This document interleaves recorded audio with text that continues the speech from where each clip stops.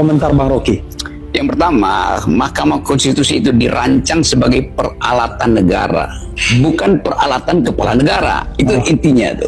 Dan sekarang yang kita lihat adalah MK itu disuruh-suruh aja oleh kepala negara tuh. Karena proses yang di awal kecurigaan kita akan ada pembicaraan makan malam antara ketua MK dan Presiden Jokowi karena ikatan perkawinan tuh. Itu buruknya tuh. Dan kita ingin ingatkan bahwa MK jangan sampai di akhir masa jabatannya itu dinilai atau diingat sebagai perusak demokrasi itu. Itu yang sedang kita bahas sebetulnya dalam di masyarakat sipil. Fungsi MK ini betul-betul menghina akal sehat kita tuh. Jadi sebetulnya kalau ada semacam persidangan rakyat yang mesti dibubarkan pertama adalah MK tuh. Karena MK membatalkan kedaulatan rakyat. Kan itu intinya kan. Arti untuk memajukan orang yang punya privilege tertentu, dalam hal ini anaknya seorang presiden. Melulu sebenarnya kan tumpuannya itu. Kalau kita mau lihat kapasitas politik ya, terus terang saja nih saya. Dan itu artinya dengan memaksakan seperti itu berarti sudah merusaknya dalam konteks itu. Tapi yang kedua juga karena jadinya Mahkamah Konstitusi betul-betul didorong ya dengan segala cara, termasuk ini jokesnya sudah banyak keluar, meme-nya sudah banyak keluar. MK itu sekarang jadi mahkamah keluarga misalnya seperti itu, karena kita tahu pamannya Gibran adalah ketua Mahkamah Konstitusi. Nah jadi merusaknya karena usia calon wakil presiden dan calon presiden tidak seharusnya diputus oleh lembaga yudikatif. Itu tugasnya DPR dan pemerintah.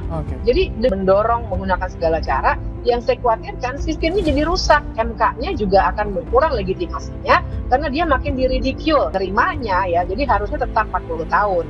Nah, tapi kan kita harus membaca juga situasi politik bahwa sudah ada beberapa kali penundaan dan sudah ada beberapa kali pembicaraan bahwa ada dorongan supaya MK pada akhirnya akan mengabulkan permintaan ini. Jadi ada yang saya dengar sih perkiraannya kemungkinan besar akan dikabulkan nih oleh Mahkamah Konstitusi. Viral video Ketua MK Anwar Usman memberikan pernyataan bahwa Nabi Muhammad SAW mengangkat Panglima Perang umur 16 tahun dan juga Muhammad Al-Fatih yang saat muda sudah menaklukkan dunia. Hal itu diduga netizen untuk memuluskan jalan Gibran menjadi cawapres Prabowo.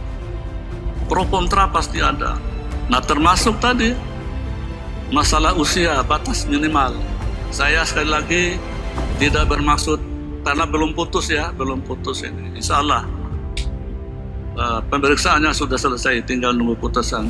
Saya sudah kasih contoh tadi bagaimana Nabi Muhammad mengangkat seorang panglima perang umur 16 tahun.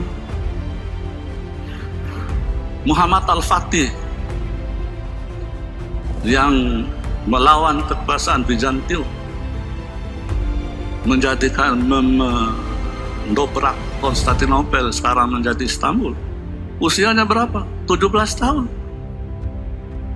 Saya tidak menyinggung ini ya, apapun putusan itu. Jangan dikaitkan dulu, ini nggak boleh saya ambil bicara. Tapi memang betul, banyak Perdana Menteri Inggris juga yang sekarang umurnya berapa? Coba cek di Google. Yang dulu-dulu juga di beberapa negara. Namun, hal tersebut ditanggapi santai oleh Ketua Umum PKB Muhaimin Iskandar atau Caimin. Ia menyerahkan keputusan gugatan batas usia Capres dan Cawapres ke Hakim Mahkamah Konstitusi. Ia bersama Anies siap melawan siapapun di 2024. Ia mengajak semuanya untuk menghormati apapun keputusan MK. Ia mengaku menunggu sampai hari ini belum tahu apakah sudah sidang atau belum. Yang penting MK harus mempertanggungjawabkan, transparan, akuntabel di dalam pengambilan keputusan. Caimin merespon anggapan prediksi di luar yang mengaitkan keputusan MK untuk meloloskan Wali Kota Solo Gibran Rakabuming Raka menjadi kandidat Cawapres. Ia tidak ingin berspekulasi dan memilih untuk bersabar. Ia menunggu apakah sudah sidang atau belum, terus keputusannya apa dan bagaimana akan dijelaskan oleh MK daripada berspekulasi. Prinsipnya negeri ini negeri hukum. Semua kewenangan diserahkan sepenuhnya kepada MK.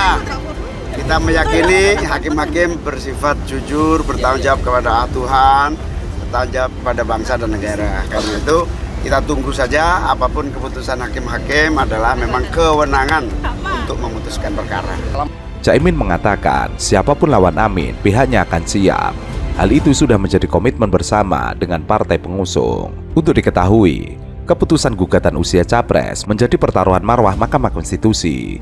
MK akan membacakan putusan itu pada Senin. Banyak kalangan pesimis MK dapat netral, bahkan menilai jika MK akan mengabulkan permohonan batas usia minimal dan pernah berpengalaman menjadi kepala daerah dan wakil kepala daerah karena Ketua MK Anwar Usman juga adik ipar dari Jokowi. Secara normatif berdasarkan pasal 24 ayat 1 Peraturan Mahkamah Konstitusi nomor 2 tahun 2012 menyebutkan mekanisme pengambilan keputusan berdasarkan musyawarah 9 hakim. Namun dengan adanya relasi kuasa atas hubungan keluarga yang mulia Ketua MK, banyak kalangan mencurigai pada pengambilan putusan 9 hakim MK akan terjadi tekanan politik yang kuat karena posisi relasi kuasa yang mulia Ketua Hakim sekaligus adik ipar presiden itu tentulah menjadi sangat berpengaruh. Muncul perdebatan seru saat persidangan. Keseruan bermula saat DPR dan pemerintah tidak memberikan pendapat apapun atas gugatan itu dan malah menyerahkan ke MK untuk menilainya. Padahal biasanya DPR dan pemerintah akan selalu mempertahankan undang-undang yang diuji. Menkumham dan Mendagri juga seakan senapas dengan DPR. Mereka sependapat bila masalah batas usia diputus oleh MK. Bahkan berdasarkan keterangan tersebut, pemerintah menyerahkan sepenuhnya kepada kebijakan yang mulia Ketua dan anggota Majelis Hakim Mahkamah Konstitusi Republik Indonesia. Ini kan dekat sekali dengan momentum mau pemilihan umum. Dekat banget begitu. Apakah ini digunakan sekarang atau untuk pemilu 2029? Pertanyaan besar kami sebetulnya.